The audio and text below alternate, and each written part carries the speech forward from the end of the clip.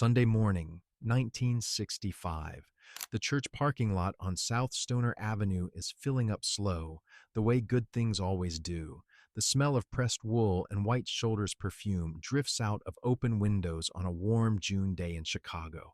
A man climbs out of a midnight blue Cadillac Coupe DeVille, fresh crease in his slacks, French cuffs catching the morning light. And for one long moment, he doesn't move. He just stands there with one hand resting on the roof of that car, the way a man touches something he earned with every bone in his body. You have to understand what that moment meant. In 1965, a black man in this country couldn't stay in most American hotels, couldn't eat at half the restaurants in his own city, couldn't get a bank loan without a fight that would wear down a lesser person, couldn't vote in half this country without risking his life to do it, but he could drive any car he had the money to buy. And that parking lot on a Sunday morning in Chicago was one of the freest places in America. This was the 1960s, the decade of Selma and the March on Washington, of Motown records and factory floors, of men who carried themselves like kings in a country that hadn't yet decided to treat them as citizens. The automobile wasn't transportation in Black America. It was a declaration. It was proof of arrival. It was the one place the law of segregation had the least power.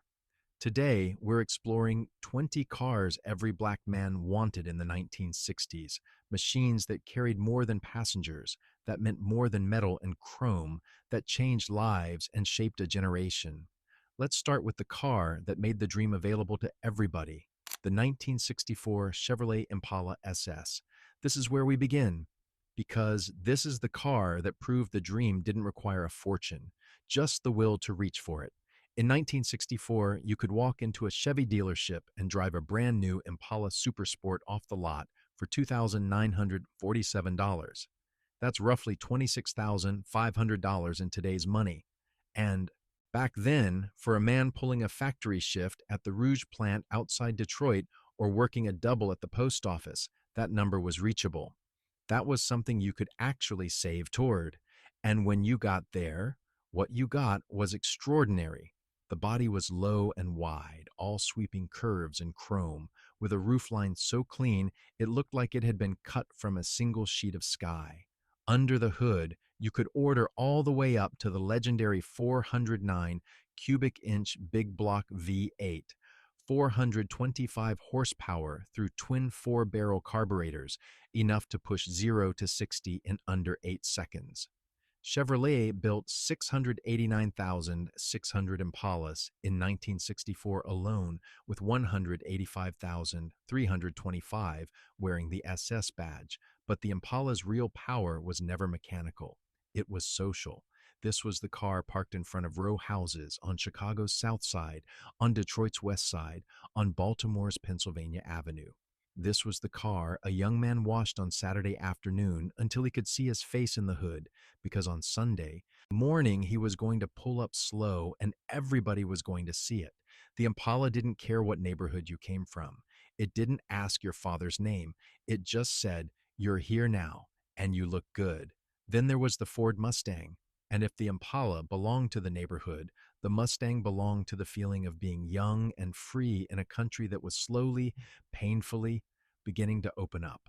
Lee Iacocca launched it on April the 17th, 1964 at the World's Fair in New York City, and in the first year alone, Ford sold over 500,000 of them. The base hardtop started at just $2,320, barely $21,000 in today's money, making it the most accessible performance car America had ever produced. The optional K-code, high performance, 289 V8, pushed 271 horsepower, and ran hard enough to win from a stoplight with something to spare. 22,000 orders came in on day one. Dealers were selling cars off the showroom floor before they could park them. And then, in 1966, Wilson Pickett walked into Fame Studios in Muscle Shoals, Alabama, sat down with some of the finest session musicians in the country, and recorded Mustang Sally, a soul anthem that embedded that car into the DNA of Black American music forever. The Mustang had become something beyond an automobile. It was an emotion. The same year, Iacocca changed the world with a pony car. Pontiac engineer John DeLorean did something that broke every rule in the General Motors handbook.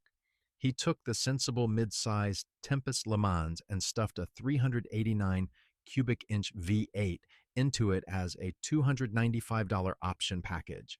The result was the Pontiac GTO, and the American muscle car era was born. Named after the Ferrari 250 GTO, Gran Turismo Omologato, the Pontiac started at $3,200 and ran 0 to 60 in 6.6 seconds. Pontiac projected sales of 5,000 units. They sold 32,450 in the first year. The tri-power option, 3 two-barrel carburetors breathing on that 389, making 348 horsepower, was the kind of engine you could feel vibrating in your chest at idle. For the young man who had read about Ferraris in a magazine and knew he'd never see one parked in his block, the GTO delivered a very clear message. Raw power belongs to you too. But the real insiders, the men who knew cars the way some men know scripture, they knew the secret. The fastest Pontiac at the lowest price wasn't the GTO, it was the Catalina. The 1965 Pontiac Catalina started at $2,870, but with the optional 421 cubic inch tri-power engine producing 376 horsepower, it was a legitimate full-size terror on any strip. The 2+2 performance package added a Hurst shifter and 3.4 two-rear axle for $418 more. Over 271,000 Catalinas rolled off the line in 1965. The men who drove them felt the particular satisfaction of the sleeper, the car that doesn't announce itself, because the man behind the wheel doesn't need to announce himself. When the light turned green, the result did all the talking. And there was a deeper story in that Pontiac too. SNCC, the Student Nonviolent Coordinating Committee, running voter registration through the deadliest counties in Mississippi, used Pontiacs in their Freedom Fleet. When Harry Belafonte and Sidney Poitier flew into Mississippi in 1964 with cash for SNCC, they were picked up in a Pontiac deliberately sanded down to prevent the paint from shining in the dark on back roads where a pair of headlights could get a person killed. The Catalina carried the movement. Some of those cars never got to come home. The Chevrolet Chevelle SS 396 arrived in 1966 as the thinking man's muscle car, a mid-size body light enough to move like an athlete, powered by a 396 cubic inch V8, making anywhere from 325 to 375 horsepower depending on how serious you were about it. Starting at $2,776, Chevrolet built 72,272 SS 396 models that year. The badge read 396 even after 1969, when the engine had quietly grown to 402 cubic inches because everyone already knew what the badge meant and nobody needed a correction. This was the car you bought when you'd outgrown your Impala and weren't quite ready to step into a Bonneville, the middle ground where ambition and budget shook hands. Now, the Pontiac Bonneville, Pontiac's flagship. The 1965 model started at $3,288 and came with a 389 cubic inch V8, pushing 325 horsepower as standard, with the 421 tri-power option, breathing out 376. The new turbo-hydromatic 400 transmission debuted right here on the Bonneville, the finest automatic gearbox General Motors had ever engineered. Walnut veneer on the instrument panel, carpeted door panels, a ride smooth enough to make a man feel like he was being carried rather than driving.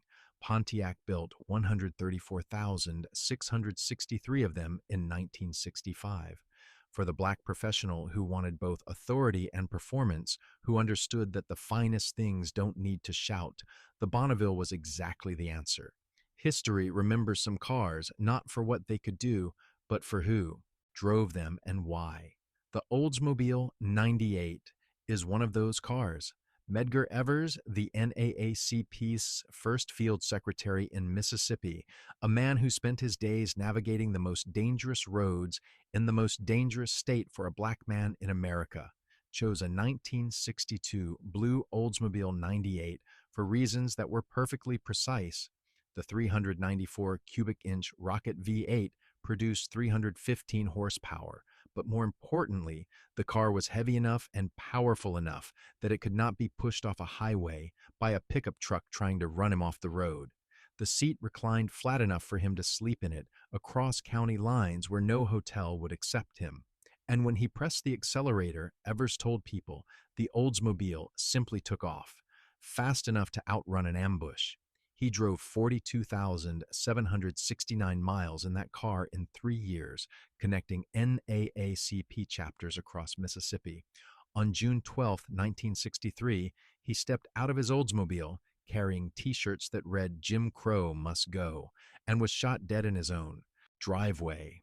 Malcolm X drove a 1963 Oldsmobile 88. The Olds carried some of the most consequential people of the century through the most dangerous roads of the era. The Buick Riviera was the connoisseur's choice, the car for the man secure enough in himself that he didn't need the most recognizable badge, just the finest machine. GM design chief Bill Mitchell described it as sitting somewhere between a Ferrari and a Rolls-Royce.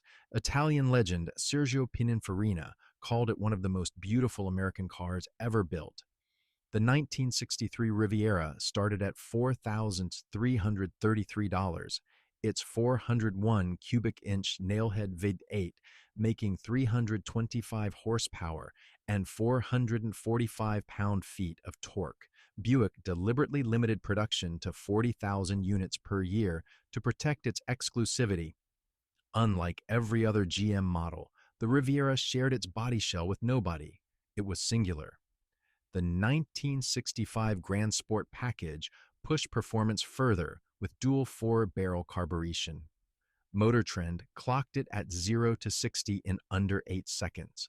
For the black professional who wanted elegance without the Cadillac's sometimes overt symbolism, the Riviera was a different kind of statement, and a louder one for those who could read it.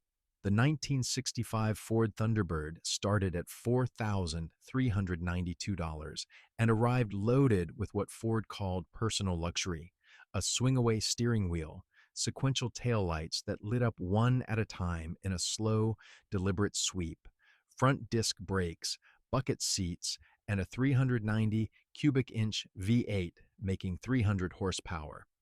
Ford built over 92,000 in 1964 alone. Sammy Davis Jr. loved this car. Chuck Berry wrote about it. The Thunderbird existed in a specific graceful space, smoother than a muscle car, more intimate than a land yacht, the kind of car you drove alone on a Saturday night through a city that was slowly, reluctantly, learning your name. It said success without volume, and for the man who had worked hard enough to afford $4,400. That quiet confidence was precisely the point. Then there is the Lincoln Continental, and this car cannot be described without pausing. The 1961 redesign, clean, architectural, devastating, was so extraordinary, it won a bronze medal from the Industrial Designers Institute of America, the first automobile ever honored that way. Starting at $6,067, its 430 cubic inch V8 making 300 horsepower, it came with the first 2-year, 24,000-mile bumper-to-bumper warranty in American automotive history. Its rear-hinge suicide doors, opening from the center pillar, swinging wide in a single elegant gesture, became the most recognized design detail in American luxury. John Kennedy was in a modified 1961 Continental in Dallas on November 22, 1963. Dr. Martin Luther King Jr.'s last ride on this earth was in a 1966 white Lincoln Continental convertible, owned by Memphis civil rights patron Cornelia Crenshaw. That car was found abandoned behind a Memphis auto shop 20 years later, recovered, restored with devotion, and now stands in the National Civil Rights Museum. Not in a garage, in a museum, because it was never just a car. James Brown owned a 1966 Continental. The Lincoln carried the most serious men of the century, steady, restrained, iron-willed, and magnificent, while Cadillac and Lincoln fought for the throne. Chrysler's Imperial stood apart as a genuine third contender. The 1961 through 1963 Imperial holds a record that has never been broken. At 81.7 inches wide, it remains the broadest non-limousine American production car in history. The 1964 Imperial Crown started at $5,580. Only 23,285 were produced that year, and its 413 cubic inch V8 breathed out 350 horsepower with a depth and authority that American luxury seldom matched. Ed Davis, one of the first black franchise car dealers in America, received a Chrysler Plymouth franchise on Detroit's Dexter Avenue in 1963, possibly the first black dealer to hold a Big Three franchise.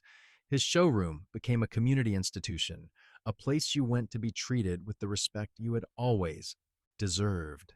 The 1966 Oldsmobile Tornado was pure engineering bravado, the first American front-wheel drive car since the legendary 1937 Cord 812. Its 425 cubic inch Rocket 5.8 made 385 horsepower and drove through the front wheels via a chain drive transaxle that Oldsmobile's engineers had spent years developing in total secrecy. Motor Trend tested top speed at 135 miles per hour. The completely flat floor, no transmission tunnel, no hump, gave the interior a limousine-like openness no other American car could match. Motor Trend named it Car of the Year. Starting price was $4,580. The Tornado was for the man who had read every specification, who could explain front-wheel drive dynamics in a barbershop conversation and back it up with engineering history. There was a quiet, specific pride in that knowledge, different from a Cadillac's pride, more technical, no less profound. The 1968 Dodge Charger arrived like something from another dimension. Hidden headlights, a flying buttress rear window, Coke bottle body lines so muscular and aggressive that sales exploded from 15,788 in 1967 to 96,100 in 1968. The Charger RT started at $3,475. Its 440 cubic inch Magnum by 8, producing 375 horsepower. The optional 426 Hemi, the most powerful street engine American industry had ever offered, produced 425. The bumblebee stripe around the tail announced the car from a full block away before it even arrived. Not everyone aspired to his grandfather's Cadillac. Some men needed to build their own myth. The Charger was built for exactly those men. Younger, louder, uncompromising, and proud in a way that owed nothing to anybody.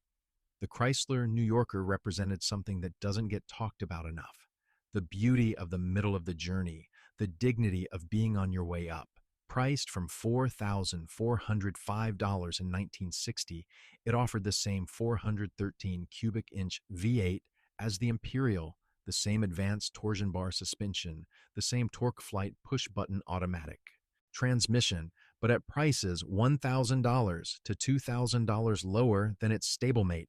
It came as a convertible, a hardtop, a sedan, a wagon, for the black school teacher who had been saving since 1958, for the Pullman porter who had spent 2 decades carrying the luggage of people going somewhere he'd never been allowed to go.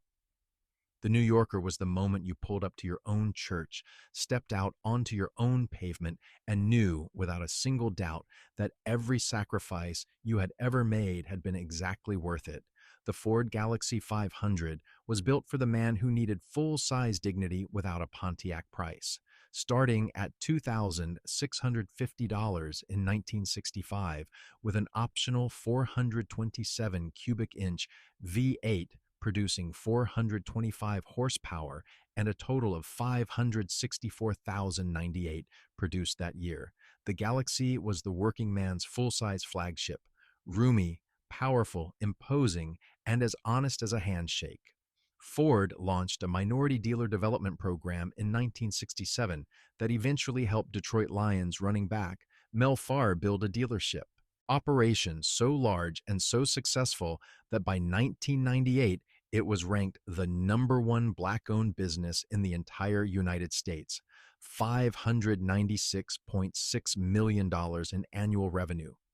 That story started with one man, one dealership, one door that finally opened. The Mercury Park Lane was the knowing choice, the car you bought when you'd done your research and decided you wanted something slightly apart from the crowd.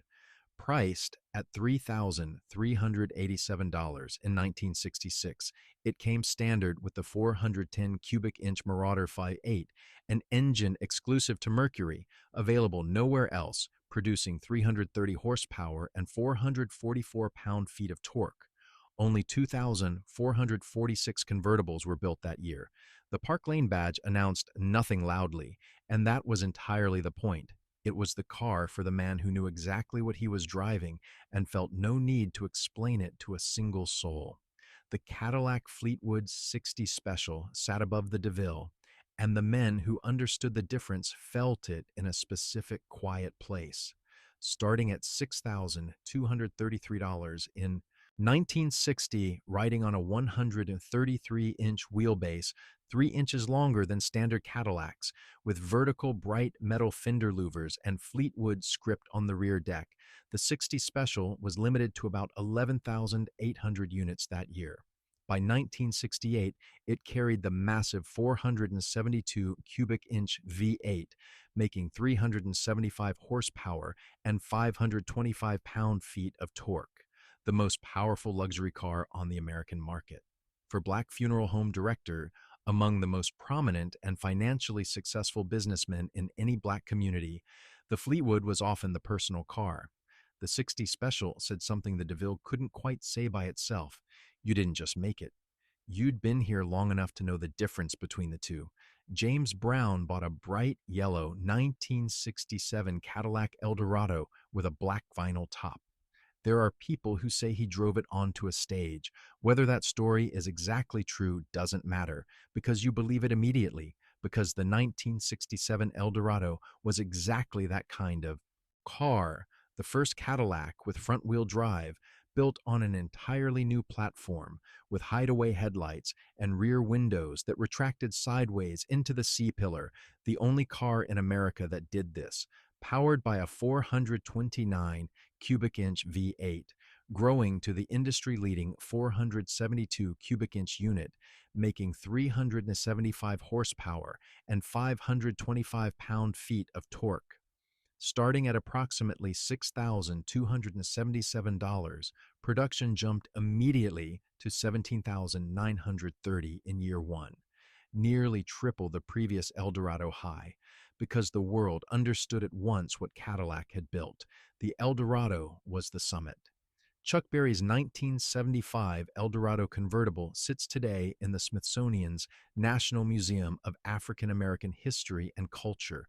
Not his guitar, his car. Because the people who built that museum understood that the car meant just as much. And then, at the top of everything, the car that began this story, the Cadillac Coupe DeVille. The 1960 Coupe DeVille started at $5,252, roughly $47,000 in today's money. Its 390 cubic inch V8 produced 325 horsepower. By 1968, the new 472 cubic inch engine made 375 horsepower and 525 pound-feet of torque, the largest displacement engine in the American automobile industry. It came standard with power steering, power brakes, power windows, and a hydromatic automatic transmission in a decade when those were luxuries on most every other car. Cadillac built 21,585 Coupe DeVilles in 1960 alone. Here is the thing most people don't know, the story that changes everything when you hear it. In the early 1930s, while the Great Depression was gutting American industry, General Motors was preparing to close Cadillac entirely. The numbers made no sense. A regional executive named Nicholas Drystad crashed a board meeting with one piece of information he had discovered. Wealthy Black Americans, doctors, lawyers, boxers, entertainers, were quietly paying white intermediaries $300 premiums to purchase Cadillacs on their behalf. The dealerships had a policy. They would not sell to Black customers directly. These men were paying $300 extra on top of an already expensive luxury car for the chance to own one. That is how much it meant. Drystat convinced the board to end the discriminatory sales policy and begin advertising in black newspapers like the Chicago Defender. Cadillac sales rose 70% in 1934. The division survived. Black Americans did not just buy Cadillacs, they saved Cadillac. They saved the standard of the world. Management scholar Peter Drucker wrote of this era, Cadillac was the only success symbol the affluent black American could buy. He had no access to good housing, to luxury resorts, or to any other outward signs of worldly success. That sentence is both a condemnation of everything that was wrong about this country and a profound tribute to the people it was written about.